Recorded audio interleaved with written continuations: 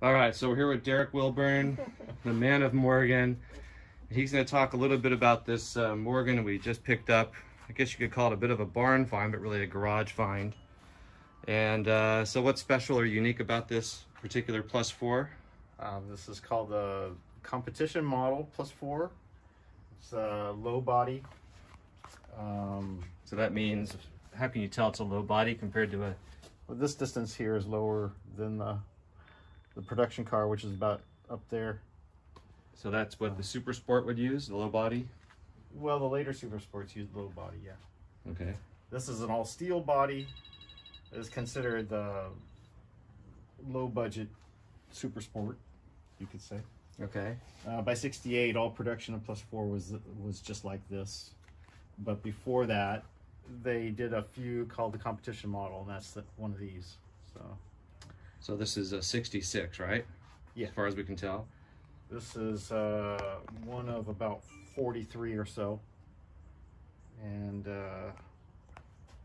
some of the different things were the low body, and they had selectoride rear shocks, some sort of rheostat, electrically controlled. Okay, so rear shocks. Hold on one second here. Yeah. Okay, so you're explaining about the electrically adjustable rear shocks. This is the electrically controlled Armstrong shock.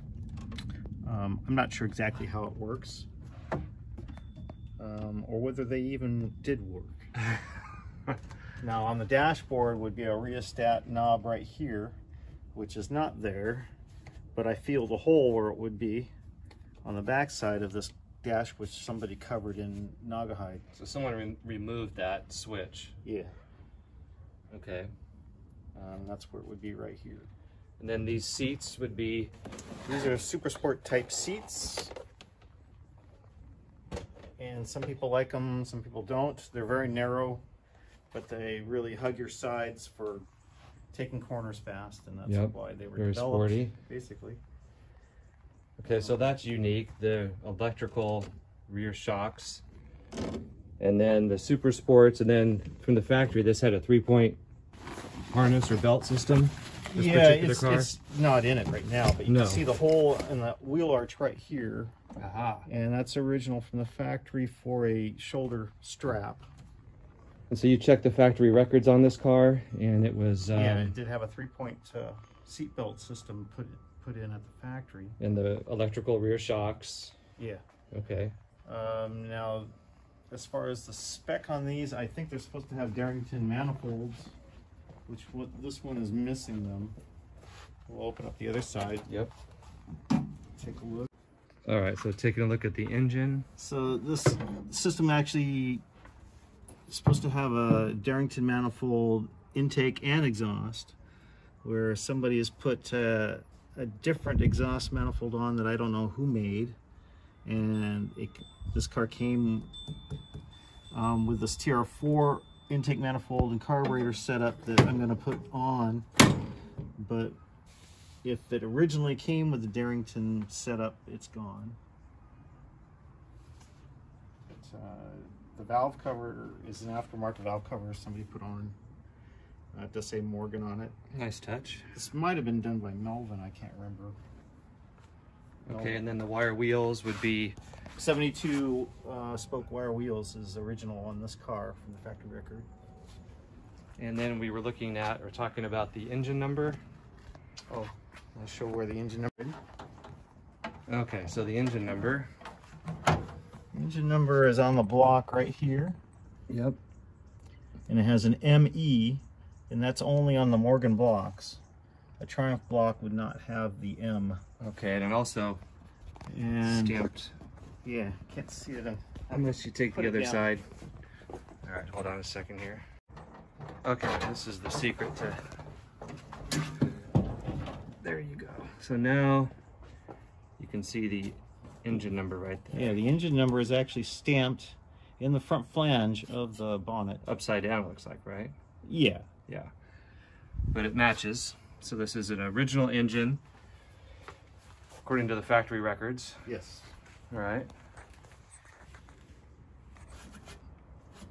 And let's see, anything else that kind of stands out? The factory record also said that this came with a heater, and it does have the holes for the heater. Oh, okay, original heater. Yeah, the heater would be, this is the plate that holds the heater underneath, and then the hoses come out through here. So it is missing now. Someone removed that, okay. And then according to that book, there was 43 listed, but now with the discovery of this, there's 44. No, did I get that wrong? It's 42 listed. Okay. So this is 43. For some reason, Ken Hill didn't list this car, but in asking the factory for the record on this car, it is a competition +4. All right. And should be added to the list. All right, we shall do that. We've got some Brooklands screens for the car, some of the weather, well, actually all the weather equipment. Yeah, those are sporty. Screens. Those work very well, actually. Oh, side curtains. All right, well, Derek's going to try to get it running. Yay. This week. I hope so. Yeah. Hopefully there's nothing wrong with the motor. So transmission is just standard 4-speed. Yeah, the Moss gearbox. Yeah, so this is a really unique special Morgan. So I'm glad we found it. And hopefully it runs. So we'll keep you posted. What? All right, so what were you just commenting on? You're having some thoughts and ruminating here. Compared to another competition car that's close by, this is the same carburetors and intake manifold setup as on his car. So that might be original for these competition cars, especially by 66, when they're using the HS6 carburetors rather than the H6 carburetors, which are longer.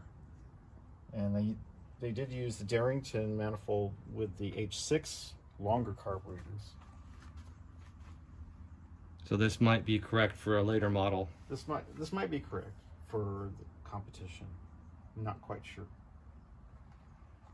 But the exhaust manifold is definitely probably aftermarket Triumph.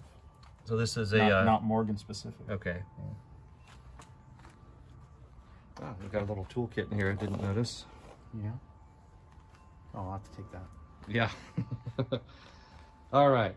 So better let Derek get to work. As you can see, he's got a few things to do.